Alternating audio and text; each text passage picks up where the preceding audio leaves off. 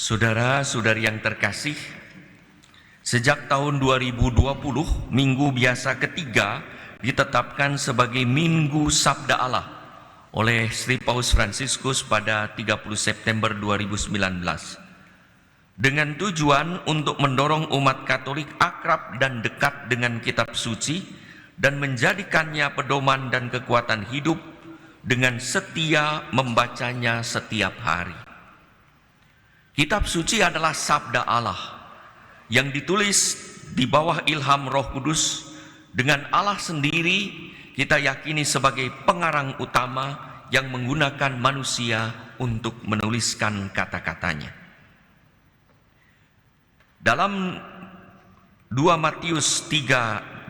Timotius 3:16, Paulus menulis bahwa segala tulisan yang diilhamkan Allah, kitab suci, memang bermanfaat untuk mengajar, untuk menyatakan kesalahan, untuk memperbaiki kelakuan, dan untuk mendidik orang dalam kebenaran. Dengan Minggu Sabda Allah, kitab suci tidak hanya dibaca, tetapi dihayati sebagai sabda Allah yang menuntun dan mengubah kehidupan sehari-hari, sehingga makin sesuai dengan kehendak Allah. Kitab suci mengubah hidup seseorang walau perlahan tetapi pasti. Orang terus diingatkan akan sabda Tuhan. Ketika kita hendak marah, kita ingat sabda, kasih itu sabar. Ketika kita disakiti, kita mendengar kasih itu pemaaf. Jadi kita diingatkan oleh sabda Allah untuk makin sesuai dengan kehendak Tuhan. Pernah seorang ibu yang hidupnya penuh stres, emosi karena masalah anak-anak dan cucu-cucunya. Dia tidak tahu hidupnya tanpa sukacita. Pada suatu hari dia mulai membaca kitab suci, membuka setiap hari. Tidak mengerti banyak hal yang tidak dimengerti, tapi dia terus membaca. Setelah beberapa tahun tidak terasa, orang-orang mengalami hidupnya berubah, padahal dia sendiri merasa biasa, lebih tenang, tanpa emosi, ada sukacita, tidak mudah stres, mampu mengendalikan, hidupnya lebih tenang, lebih kuat, lebih teguh, walaupun mungkin masalah tidak segera berlalu. Pernah ada cerita lebih dari 20 tahun yang lalu, itu di suatu desa di Zimbabwe, ada seorang bernama Gaylord Kambarani, itu sekretaris jenderal dari Asosiasi Kitab Suci Zimbabwe, itu mengedarkan kitab suci kepada masyarakat, menjualnya. Dan pada suatu hari menjual kepada seorang bapak. Bapak itu menjawab, saya mau membelinya, tapi bukan untuk dibaca, tetapi untuk dijadikan merokok, untuk bahan merokok. Karena kertas-kertas kitab suci itu tipis, seperti papir rokok. Jadi lebih murah dari papir rokok, dia pikir. Dia bilang kertas tipis kitab suci lebih cocok sekali untuk papir, untuk tembakaunya. Jadi dia bilang, saya mau beli, tapi saya bukan untuk dibaca, tapi untuk dijadikan papir. Gaylord tidak tersinggung. Marah dia berkata, kalau kamu mau membacanya terlebih dahulu setiap ayat pada kertas tersebut, pada kitab suci tersebut, sebelum merokok, saya kasih gratis. Orang itu bilang, setuju. Saya akan sobek, saya baca dulu, saya sobek, saya masukkan tembakau, saya rokok. Dan ia mulai membaca per halaman. Mulai dari Injil yang pertama, Matius, dia baca. Habis halaman habis, dia gulung untuk rokok. Memang itu kertas rokok tuh, kertas tipis ya. Jangan ditiru ya, jangan ditiru. Ini ya, jadi ini cerita betul ya. Memang tipis itu bahan untuk rokok bagus ya. Jangan itu. Tapi kalau mau niru ya niru orang ini ya. Jadi dia sampai Matius, Markus, Lukas habis. Tapi pada waktu Matius, ini bab 1, bab 2, pada suatu saat dia sampai pada bab dan dia berhenti. Lalu udah kisah itu lama, orang itu setuju, lalu membaca kitab. 15 tahun kemudian, Gaylord bertemu di suatu pertemuan itu mendengar seorang pewarta yang memberi kesaksian yang luar biasa. Pewarta itu berkata, 15 tahun yang lalu saya ditawari kitab suci. oleh Guy Fawkes untuk menjadikan kertas rokok dengan syarat membaca semua ayat. Saya baca terus, tapi saya berhenti ketika saya sampai pada Yohanes 3:16 yang berkata, betapa besar kasih Allah kepada dunia hingga ia mengutus putranya untuk menyelamatkan manusia. Dia berhenti di situ. Sejak saat itu dia berhenti merokok dan kitab suci dibaca terus, dan kini ia menjadi seorang pewarta penuh waktu. Itulah saat pertobatan. Bagaimana sabda Allah secara perlahan tapi pasti mengubah seseorang. Bagaimana Allah begitu mengasihi dunia yang ia alami mengubah dirinya. Saudara-saudari yang terkasih, Yesus hidup dan berkarya sebagai penggenapan kitab suci. Saat hendak dibaptis oleh Yohanes, sempat menolak Yesus karena merasa tak layak. Yohanes sempat, seharusnya aku yang dibaptis, bukan kamu. Tetapi Yesus menjawab di dalam Matius 3:15, biarkanlah hal ini terjadi, karena demikianlah sepatutnya kita menggenapkan seluruh kehendak Allah. Yohanes pun segera membaptisnya. Maka dalam Injil hari ini, Yesus pun menetap dan berkarya di Kafarnaum, di tepi danau di daerah Zebulun Naftali, untuk menggenapi kitab suci yang kita baca dalam Yesaya dalam bacaan pertama hari ini, sebagai sang terang yang menyinari bangsa yang berada dalam kegelapan, dalam dosa. Maka wartanya adalah, bertobatlah sebab kerajaan Allah sudah dekat. Yesus, sang juru selamat, sudah ada di antara mereka, hendak menyelamatkan mereka yang sebetulnya menantikan kedatangannya tetapi tidak mengenalnya. Mereka diajak meninggalkan kehidupan gelap yang tidak sesuai dengan kehendak Allah.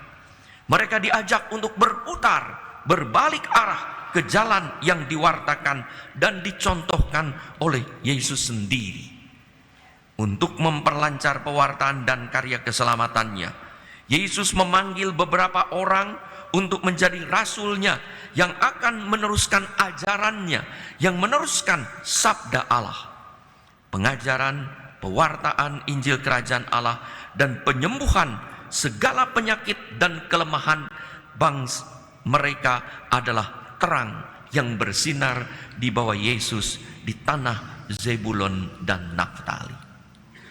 Terang itu juga kita alami dalam hidup sehari-hari, ketika kita berdoa, ketika kita merayakan Ekaristi, terlebih saat kita mengalami berbagai mujizat-mujizat Tuhan juga melalui sabda Allah. Saudara-saudari yang terkasih, sabda Allah diterima oleh orang-orang yang merindukan, walaupun mereka ketika mendengarkan sabda Allah mungkin serasa digugat, serasa ditantang, serasa dituntut untuk bertobat. Bagaimana ketika kita dendam, lalu Tuhan berkata, ampunilah bukan hanya 7 kali, tetapi 77 kali. Ketika ada orang yang menyakiti, kita ingat sabda. Kalau kamu ditempeleng pipi kanan, berikanlah pipi. Bayangkanlah. Jadi ketika kita mau tidak peduli kepada sesama yang membutuhkan bantuan, kita ingat akan sabda. Ketika aku lapar, kamu memberi aku makan. Ketika aku telanjang, kamu memberi aku pakaian. Ketika aku sakit, kamu mengunjungi aku. Jadi ada banyak sabda Allah yang mengingatkan kita untuk mengendalikan diri dari hawa nafsu dan emosi belaka untuk hidup sesuai dengan kehendak Allah. Sabda Allah adalah kabar gembira.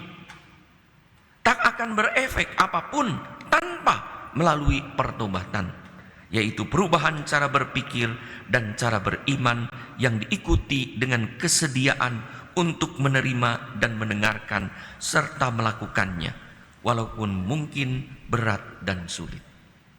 Bagi umat beriman kita, kitab suci, sabda Allah memberikan hikmat, menuntun ke arah keselamatan, sebagaimana dikatakan Paulus dalam 2 Timotius 3:15. Kitab suci juga memampukan kita untuk membuat perbedaan mana kehendak roh dan mana kehendak manusia. Mari kita membiasakan diri membaca kitab suci setiap hari. Pernah dalam suatu kursus kitab suci, seorang pemberi kursus berkata, untuk minggu depan tolong baca kitab Injil Markus, dari bab pertama sampai terakhir. Minggu depan saya akan bertanya. Ia pun datang dan bertanya, saudara-saudari sudah membaca kitab Injil Markus semuanya? Sudah. Bab 1 sudah, bab 3 sudah. Ada yang sudah sampai bab 15? Sudah. Ada yang membaca bab 17? Ada. Tunjuk jari. Mohon maaf, Markus sampai bab 16. Saudara-saudari yang terkasih, sudah pernahkah kita sebagai orang Katolik membaca lengkap kitab suci? Mulai dari Kejadian 1 sampai dengan kitab Wahyu 22-21. Ada 73 kitab, 46 kitab perjanjian lama dan 27 kitab perjanjian baru. Sabda Allah, bagaimana mungkin kita sebagai umatnya belum pernah membaca? Itu adalah isinya sabda Allah. Mari, kalau yang belum pernah membaca, apakah saudara-saudari sudah membaca semuanya? Jangan jawab, jangan. Ya, dalam hati saja. Ya, jangan. Apakah sudah membaca? Kalau sudah, syukur kepada Allah. Kalau belum, warta Yesus sangat jelas hari ini. Bertobatlah, kerajaan Allah sudah dekat. Nah, bertobat. Ya, jadi mulai baca. Kalau tidak ngerti, enggak apa-apa. Baca, nanti Tuhan.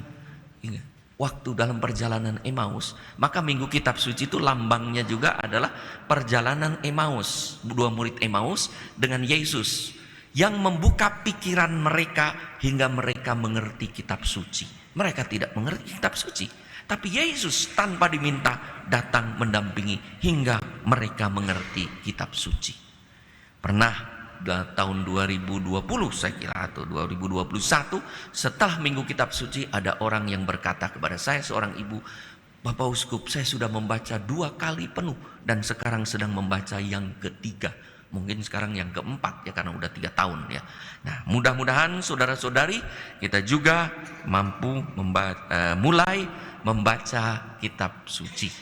Kalau tidak bisa 1 bab dalam sehari, 1 halaman. Kalau tidak bisa 1 halaman, 1 perikop. Kalau tidak bisa 1 perikop, cukup 1 ayat. Nah, luar biasa kan 1 ayat. Yesus bersabda, enyahlah iblis. Demikianlah sabda Tuhan. Enggak apa-apa, 1 ayat cukup ya. 1 ayat, enggak apa-apa. Kalau tidak bisa 1 perikop, 1 cerita, cukup 1 ayat. Sehingga saudara boleh berkata, saya membaca kitab suci sehari. Berapa banyak? 1 ayat. Enggak apa-apa. Itu juga sudah luar biasa. Karena 1 ayat pun sabda Tuhan tetaplah bermakna bagi kita. Lalu kita berpikir, apa yang kita baca, Tuhan mau apa dengan sabda yang saya baca hari ini. Semoga saudara-saudari yang terkasih, kita pernah membaca kitab suci secara lengkap. Hingga, kan saya seringkali pada waktu di orang meninggal tuh, saya lihat ada rosario di tangan, di sampingnya ada kitab suci. Ya. Nah, maka saudara-saudari, kalau kita sudah membaca kitab suci sampai lengkap, mudah-mudahan hingga saat mati nanti, tangan kita disemati rosario, dan pada peti jenazah kita pun pantas diberi kitab suci. Kalau yang tidak pernah membaca kitab suci, waktu sudah meninggal nanti bangun, ini buku apa? Nah, ya.